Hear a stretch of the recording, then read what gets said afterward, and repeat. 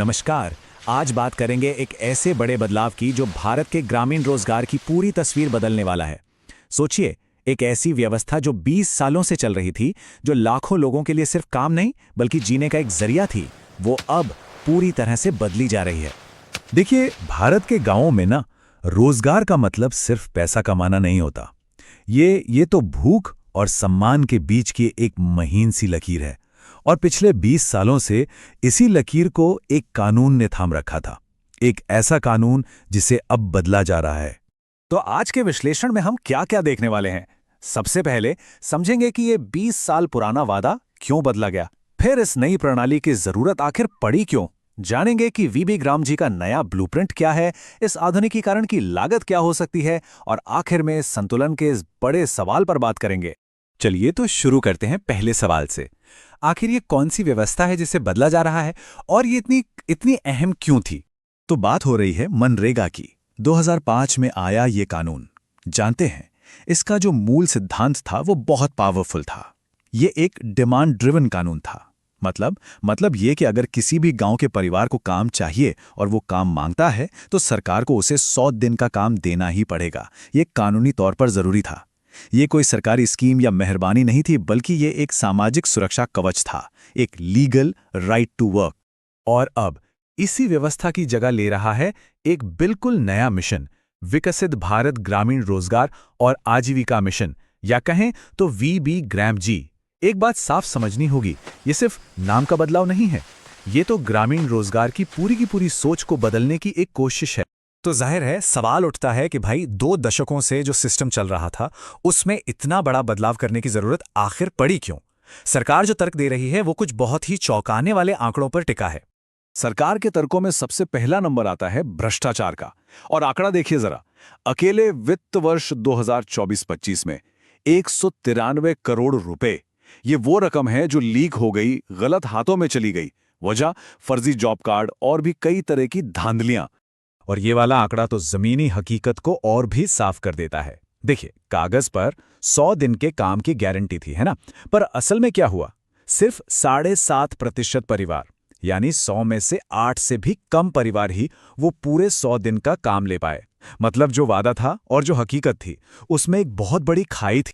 तो सवाल ये है कि ऐसा हुआ क्यों? क्या लोग काम नहीं करना चाहते थे? नहीं। सबसे जरूरी बात यही है कि मुद्दा काम करने वालों की कमी का नहीं था। असली दिक्कत तो सिस्टम में थी।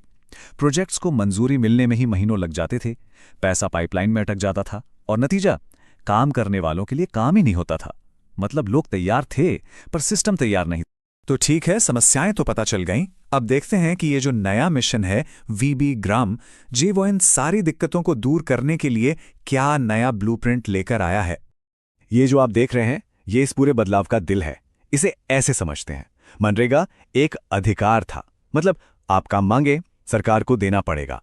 लेकिन वीबी ग्राम जी एक बजट पर आधारित है। काम तभी मिलेगा जब उस काम के लिए फंड्स उपलब्ध होंगे। हाँ, कागज पर काम के दिन 100 से बढ़ाकर 125 कर दिए गए हैं, लेकिन अब काम की गारंटी पैसे पर निर्भर करती है।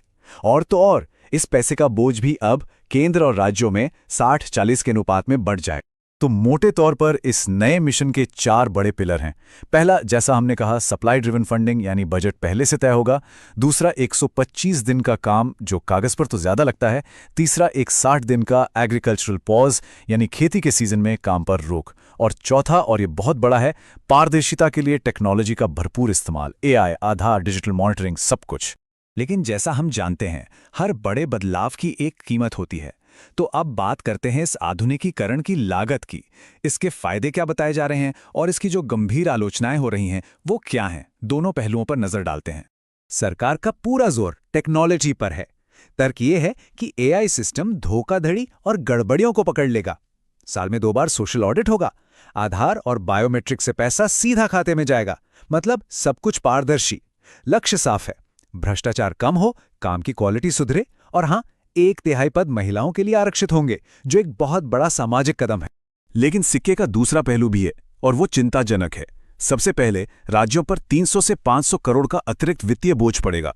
फिर है डिजिटल डिवाइड। सोचिए, जिसके पास स्मार्टफोन या इंटरनेट नहीं है उसका क्या होगा। और सबसे बड़ी चिंता, जिसे रोजगार की राशनिंग कहा जा रहा है, मतलब जैसे ही राज्य का फंड खत्म, काम का अधिकार भी खत्म, चाहे जरूरत कितनी भी हो। और ये जो 60 दिन का एक जैसा पॉज है वो हर इलाके के अलग अलग कृषि चक्र को नजरअंदाज करता है। और ये जो लाइन है, ये इस पूरी बहस का सार है। काम का अधिकार अब सशर्त है। यह फंड खत्म होने पर खत्म हो जाता है। मतलब जो एक लीगल राइट था, वो अब एक कंडीशन पर आ गया है। पैसा है तो काम है, पैसा नहीं तो काम नहीं, सीधा हिसाब। तो आखिर में बात आकर टिक जाती है एक बहुत ही मुश्किल संतुलन के सवाल पर। चलिए दोनों पड़ों को एक साथ रखकर देखते हैं। तो तस्वीर कुछ ऐसी बनती है। एक तरफ फायदे हैं, ज्यादा पारदर्शिता, भ्रष्टाचार में कमी, बेहतर इंफ्रास्ट्रक्चर और 25 दिन ज्यादा काम का ऑफर। लेकिन दूसरी तरफ इसकी कीमत भी है। राज्यों पर वित्तीय बोझ, रोजगार की राशनिंग का बड़ा खतरा, डिजिटल डिवाइड की वजह से लोगों के पीछे छूट जाने की आशंका और मजदूरों की मोल भाव करने की शक्ति का कम होना। तो आखिर में सवाल यही बचता है, क्या ये नया मिशन एक आधुनिक और कुशल भविष्य की तरफ बढ़ाया गया एक जरूरी कदम है, या फिर यह भारत के सबसे कमजोर तबके के लिए मौकों की राशनिंग करने का एक जोखिम है? इस नई नीति का भविष्य शायद इसी मुश्किल संतुलन को साधने पर ही टिका होगा।